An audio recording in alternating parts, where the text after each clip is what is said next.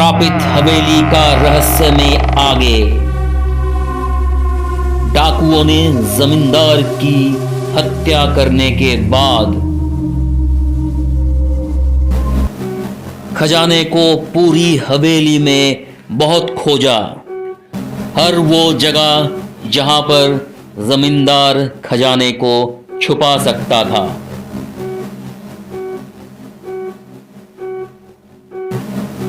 पर लाख कोशिश के बाद भी डाकुओं को खजाना हाथ नहीं लगा। फिर डाकुओं ने वहां से हवेली की कीमती सामान लेकर वहां से चले गए।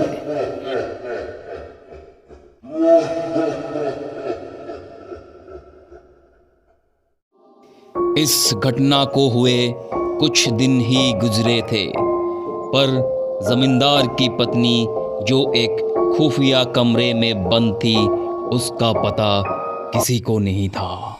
उसकी पत्नी बहुत चिल्लाई, लोगों को बुलाने की कोशिश भी की, कमरे के दरवाजे को तोड़ने की कोशिश की, पर वो अंत तक कुछ नहीं कर सकी और भूख प्यास से वो तड़प तड़प कर वही मर गई।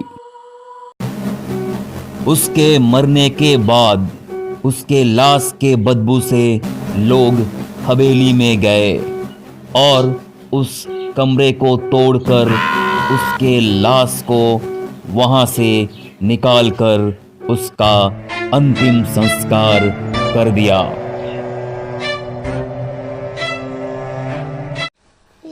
कहा जाता है कि आज भी वो अपने पति का इंतजार उस कमरे में करती है।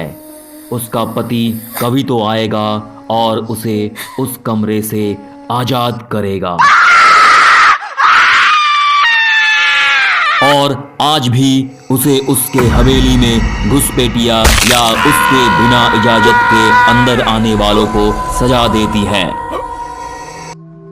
मैंने अपने दोस्तों से ये कहानी सुनकर उन पर विश्वास नहीं किया। मैंने पूछा, क्या यार तुम लोग भी ना कब की बात आज तक लेकर बैठे हो, इसका कोई सबूत है तुम लोगों के पास? तो उन लोगों ने बोला, कुछ लोगों ने इस हवेली में जाने की और वहां रुकने की गलती की थी। फिर आगे इनके साथ क्या होता है? वो लोग अंदर तो चले गए और हवेली में रखे बेशकीमती सामानों को छूने और देखने लगे।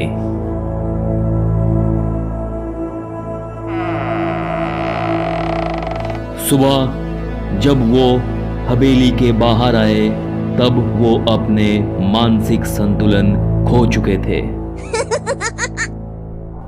मैंने पूछा, ऐसा क्या हुआ था उन लोगों के साथ इस हवेली में? तब मेरे दोस्त ने मुझे बताया,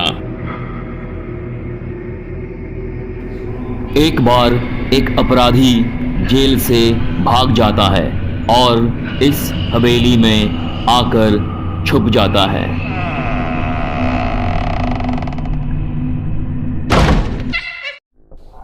उसके बाद कोई कुछ नहीं जानता कि उस हवेली में उसके साथ क्या हुआ था। बस दूसरे दिन उस अपराधी का लाश उस हवेली में मिली।